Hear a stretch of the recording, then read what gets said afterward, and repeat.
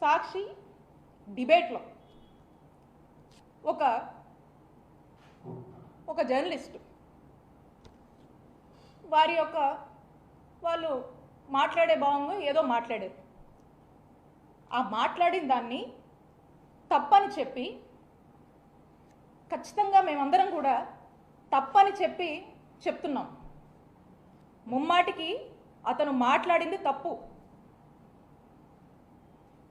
అతను మాట్లాడింది తప్పని సాక్షి తన వివరణ ఇచ్చింది. ఆ జర్నలిస్ట్ మాట్లాడినటువంటి మాట తప్పని వైఎస్ఆర్ కాంగ్రెస్ పార్టీ అతని మాటలు తప్పని చెప్పి ఒక ప్రకటన కూడా ఇచ్చింది.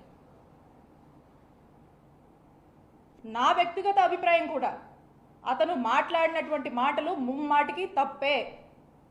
దీన్ని మేము సమర్థించట్లేదు.